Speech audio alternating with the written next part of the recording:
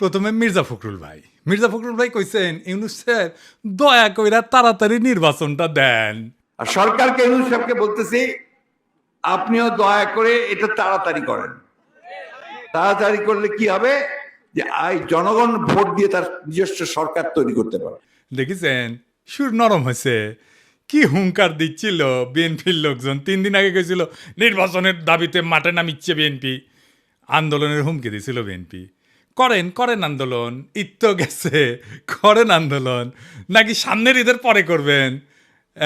এই হুঙ্কার আবার ইন্ডিয়ান পত্রিকা আসে, দেখেন কি লিখেছে, ভোট কবে পরিষ্কার বলুন, বাংলাদেশ যেন গাজা না হয়, সংস্কারের দোহাই দিতেই ইউনূসকে তোপ বিএনপির সাফ কথা, এদেশের মানুষ নিজস্ব সরকার দেখতে চায়।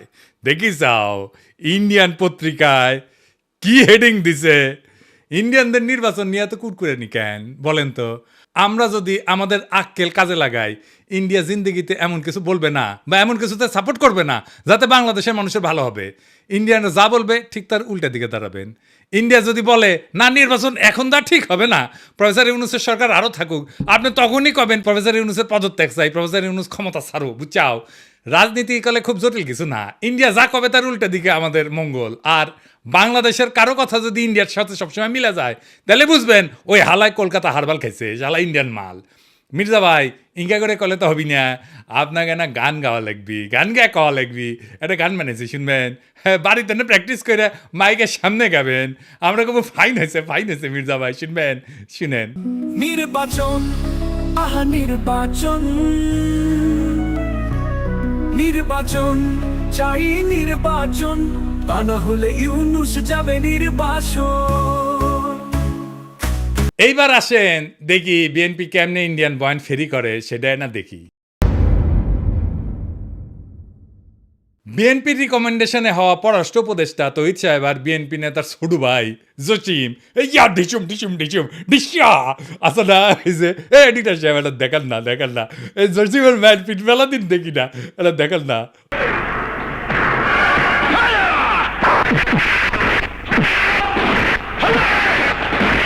আর দেখি যাও ক্যাঙ্কা হিরোইনছি এই জসিম কইল যে 1971-এর জন্য পাকিস্তানে ক্ষমা চাইতে হবে। তো এটা তো আমি আর ইন্ডিয়ান বয়ান। তো এই পানি পড়া সে কই থেকে আসিছে? ইন্ডিয়া থেকে আসিছে, তাই না? সে একই পানি পড়া মির্জা ফখরুল সাহেব পাইছেন, দেখেন উনি কি বলেন। পাকিস্তান সেনাবাহিনী সে যে হত্যাযজ্ঞ করেছিল তার জন্য আজ পর্যন্ত কিন্তু ক্ষমা চায় নাই। উনি মনে করেন পাকিস্তান ক্ষমা চায় নাই, অথচ আমরা জানি তিনবার রাষ্ট্রীয়ভাবে পাকিস্তান ক্ষমা চেয়েছে। একবার মন্ত্রী পর্যায়ে, একবার প্রধানমন্ত্রী পর্যায়ে, আরেকবার রাষ্ট্রপতি পর্যায়ে। তো উনি তো বাংলাদেশ সরকারের মন্ত্রী ছিলেন, সে সময় ওনার মনে হয় নাই যে ওনার পাকিস্তান তো ক্ষমা চায় নাই। এখন কেন বলেন? কারণ ইন্ডিয়া বুঝেছে আমরা তোমার ক্ষমতা টেনে দিচ্ছি, এমনি তো হবে না, খরচাপাতি আছে। আওয়ামী লীগ যে সার্ভিস দিত সেটা দাও। কি সার্ভিস? জাহাপনা। মির্জা ফখরুল কইছে পাকিস্তানকে বাম্বু দিবা, ইন্ডিয়া কইছে, তো উনি বাম্বু দিলেন। আচ্ছা এবার বলেন তো এই দল পাকিস্তানের সাথে স্বাভাবিক সম্পর্ক করতে পারবে? ইন্ডিয়া যে ফ্যাসিবাদ চালাইলো কোনোদিন কইছে বিএনপি ইন্ডিয়া ক্ষমা চাইতে? নাকি বলবে জিয়ারে তো খুন করেছে তাই না? এটা কোনোদিন বলিছে? বলে নাই। কিন্তু ইন্ডিয়া আমাদের বন্ধু দেশ বলতে বলতে মুখে ফেনা তুলে ফেলিছে। দেখেন ভারত আমাদের প্রতিবেশী, সবচেয়ে বড় প্রতিবেশী, আমাদের বন্ধু। যাই হোক মির্জা ভাই, আপনি তো বলেন মুক্তিযুদ্ধ করেছেন, এটি সেই সময়ের গল্প শুনবার চাই। মানে কোটি যুদ্ধ করেছেন, কোটি ট্রেনিং নিছেন, কারা আপনার সহযোদ্ধা ছিল, কবে অস্ত্র জমা দিলেন, কি অস্ত্র ব্যবহার করেছেন, মানে হাউস আছে কেন পাকিস্তানের উপরে যেমন বিলা। আপনি তো মনে লয় যে সখানিক পাকিস্তানি আমি জয় বাংলা করেছেন, না গল্প করবেন, হাউস আছে আমার কলে। চুপি কই মির্জা ভাই, আপনার উপরে না হেভি স্টাডি করেছি। কেন করেছি জানেন?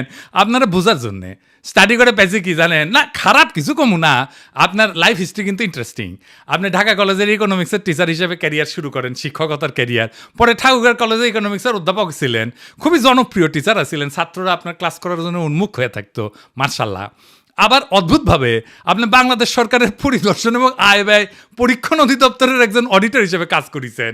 এই প্রফেসর হওয়ার পরে শিক্ষা বিভাগের আবার ডিজি আসিলেন। এমন সেলিব্রেটেড শিক্ষকের জীবন চাইরা অডিটর কেন হইলেন, এটা মিলাইতে পারি নাই।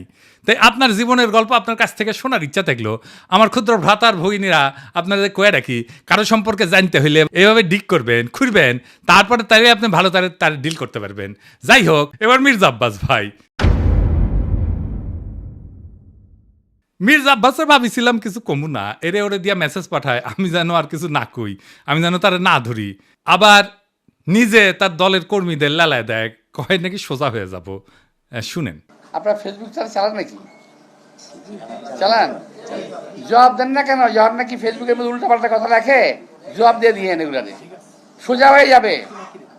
মিথ্যা কথা বলবেন, অপপ্রচার করবেন, অপকথা বলবেন, কথা বলবেন, কুকথা বলবেন, একটা মানসিক চরিত্র হরণ করবেন, এগুলো কি? দেশে আসেন, এই কথাটা আপনার দলের ভারপ্রাপ্ত চেয়ারপারসনরা কইতে পারেন না? আমি কি দেশে গেলে আমরা প্রাইম মিনিস্টার বানাবেন, ভারপ্রাপ্ত চেয়ারম্যানরা তো প্রাইম মিনিস্টার বানাবেন, আমারা তো বানাবেন না। দেশে আমারে ডাকেন কেন? উনারে ডাকেন। কয়দিন আগে কইছিল না সংস্কার করলে ছুঁড়ে ফেলে দিবি, আবার কি কইছে? আমি কখনো কই নাই। 2 দিনে কথা ঘুরে ফেলছে। কে সোজা হয়ে যায় দেখি চাও কে সোজা হয়? হ্যাঁ, দেশে দাগ ইচ্ছে যে ভাবিচ্ছে যে দেশে গেলে দাবরানি দিবি, আমার দাবরানি কেমনে দিবি জানেন? এই যে তার দলের নেতা স্কুল শিক্ষকের কলজা টেনে ছিঁড়ে ফেলাতে চায়, দেখি চাও।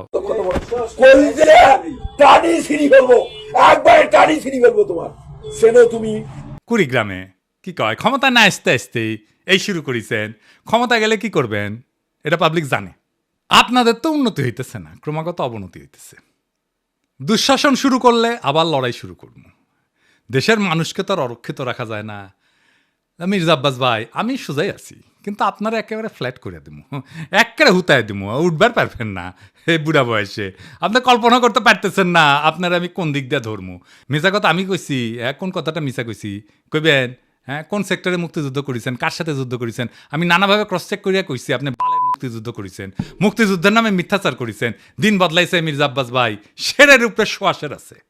শোনেন মির্জা আব্বাস ভাই, মানুষের 3টা জিনিস ডরায়, এই ডর দেখায় মানুষের শাসন করছেন এতদিন। জানের ভয়, সম্মান হারানোর ভয়, আর সম্পদ হারানোর ভয়। আমার জানের ভয় নাই, সম্মান হারানোর ভয় না, আমার সম্মানই নাই। হ্যাঁ, আপনি কি নিবেন? আর সম্পদ এই যে এটা কেড়ে নিতে পারবে না কেউ। আপনার লেসপেন্সারদের পিছে লেগে দিতে পারেন, বালটাও ছিটতে পারবেন না। বাংলাদেশের পলিটিশিয়ানরা দুধে দেওয়া তুলসী পাতা না, সব বিগ শটের আমল নামা বাইর করবো টাই না। এইভাবে এই দুর্নীতি আর দুর্বৃত্তায়নের খাজে খাজে বাংলাদেশের রাজনীতি আজকাল এক অলিক নাট্যশালায় পরিণত হয়েছে, যেখানে দাবি দেওয়া আর আচরণ 2টা ভিন্ন গ্রহে বাস করে। এখানে কেউ মুক্তিযোদ্ধা হয়েও যুদ্ধের ইতিহাস বিকৃত করে, আবার জনগণের শাসনের বুলি আওড়ায় চতুরতায় জনগণের সম্পদকে ব্যক্তিগত সম্পত্তিতে রূপ দেয়। আজ যারা ক্ষমতার বাইরে তারা জবাবদিহিতার গান গায়, কাল যখন তারা ক্ষমতায় তখন জবাবদিহিতার ঊর্ধ্বে ওঠায় হয় তাদের অভিষ্ট। রাজনীতি আজ জনগণের না, নিজের ভাগ্য বদলানোর জাদুর কাঠি। আজ যে দল ইন্ডিয়া বিরোধী স্লোগানে জ্বলে ওঠে, তার বয়ানি আবার ভারতীয় লাইন টু লাইন কপি হয়ে ফিরে আসে ঢাকার রাজপথে। যারা বলেন আমরা নির্বাচিত সরকার চাই, তারাই আবার নির্বাচন আগে নয় পরে টাইপের গানের লিরিক গায়। কেন? হ্যাঁ, কারণ এবার মিউজিক ইন্ডিয়া বানাইছে। আর আপনি যদি জনগণের পক্ষ নিয়ে কথা বলেন, আপনাকে বলা হবে তুই কিসের দেশপ্রেমিক। অথচ প্রশ্ন করার সময় এখনই। জানতে চাই, আপনি যদি জবাব দিতে চান, নিজে কবে জনগণের সামনে দাঁড়ায় জবাব দিছেন? একবার বলেন, একবার দিচ্ছেন জবাব? জনগণের সামনে দাঁড়ায় জিন্দেগিতে দেন নাই, এখন জবাব দিতে চাইতেছেন আপনি প্রফেসর ইউনূসের কাছে। বাহ, মজারই মজা। আপনি যদি বলেন দুর্নীতি হবে না, আপনি নিজের জীবনে কোন অধ্যায় প্রমাণ করছেন? দেশের মানুষ সব বুঝে, বোকা না। এখন কেউ চোখ বন্ধ করে ভোট দেয় না। তারা জানে ঢাকা শহরের প্রত্যেকটা বিল্ডিং এর ছায়ায় লুকায় থাকে এক একটা রাজনৈতিক ষড়যন্ত্র, একটা দুর্নীতির ইতিহাস। এখন সময় আসছে গলা ছেড়ে বলার, এই দেশ কারো বাপের না, পারিবারিক ব্যবসা না। এদেশের জমি, গ্যাস, শিক্ষা, ভোট সবই জনগণের সম্পদ। আর এই সম্পদের হিসাব চাই, জবাব চাই, বাম ডান না, ন্যায় অন্যায়ের মাপকাঠিতে। কারণ আজ আপনারা রাষ্ট্র ক্ষমতা নেওয়ার কথা বলতেছেন, নির্বাচনের কথা বলতেছেন, আপনার বগলে পুরানা লুটের খতিয়ান। এই বাংলাদেশকে আমরা বদলাবো, বাংলাদেশকে আমরা আমাদের স্বপ্ন দিয়ে সাজাবো, আমাদের বর্ষা বিপ্লবের স্মৃতি দিয়ে ভরাবো। এই দেশ আপনাদের মতো নেতাদের না, এই দেশ প্রত্যেক জনতার, প্রত্যেক নাগরিকের। এই দেশের মালিক আমরাই আমজনতা। আমরা যাচাইব, জনতা যাচাইবে, দেশ সেভাবে চলবে। রাজনৈতিক দলের ইচ্ছার কাছে আমাদের ভাগ্যকে আমরা আর বন্ধক দেব না। ইনকিলাব জিন্দাবাদ।